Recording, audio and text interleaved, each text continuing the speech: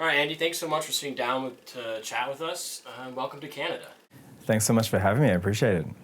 It's been such a great experience so far. I've always dreamt to come over to Canada and record music and spend some time over here. I've worked with some amazing producers, some fantastic songwriters on this album, so I'm really excited to get it out there and for people to hear it.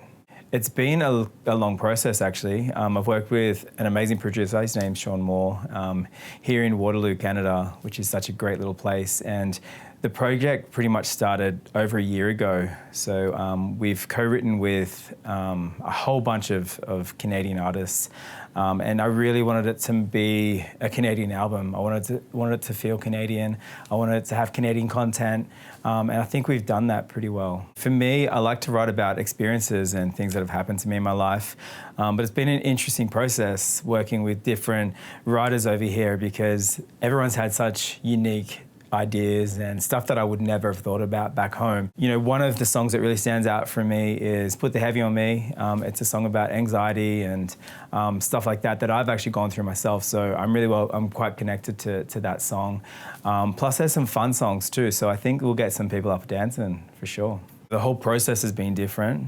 It's a contemporary album, which is really exciting for me because I've had 3 other albums. This is my 4th project. And the first 3 albums were really about Australian content. Some of them were contemporary. The songs were quite contemporary, but it's just a different feel. The Canadian stuff is just so different. It's so much bigger than what I've done in the past. It's a bit more rockier. Like I said before, there's a bit more of a toe tapping songs in there, which is going to be a lot of fun for people to get up and just enjoy, and really relate to the music. That's the goal, isn't it? It's a huge difference between the two. In Australia, I'd go in to the studio with the producer, I'd sit down with him and it's all face to face. Over here in Canada, we had to do it all via Skype. All the writing sessions were done via Skype. The album here in Canada is actually a live performance album, so all the musicians came in and performed live. In Australia, most of my productions have been post-production stuff, which is really cool, so it's a huge difference. But getting over here doing the vocals was such a great experience for me. I've learnt so much just being here as well, so it's definitely something that I'll do again for sure. The hardest thing for me was to kind of, to make it feel Canadian, we had to change a bit of the phrasing, so that was a challenge for me. And I think we found the balance between the two because I've got a pretty strong Australian accent. So I'll be taking some of that with me. I'll be taking some of the, the experiences with me as well, Just being in the studio with Sean was such a great experience. I'll definitely take some things back with me. I grew up in a really small town, it was like 2,000 people, and music's been something that I've been surrounded by my whole life. And being in a small country town, it kind of kept me out of trouble. So instead of going out being a rat bag around town, I was making music.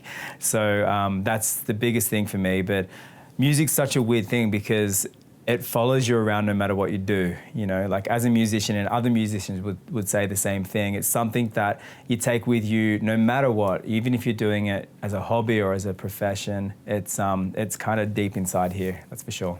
There's heaps of Australian artists that I've listened to over the years. Slim Dusty, he was one of the biggest Australian country music artists. I grew up listening to a lot of his music. Keith Urban. And Casey Chambers, I remember going to her concert when I was like this high and just being blown away by this big, huge voice that she had. Lots of, Shania Twain, obviously. She was one of my favorite Canadian artists. And my mum used to play her CD when I was a kid. And I was really drawn to what she was doing because she was this huge pop star, but she sang country music. And that was just something really interesting to me.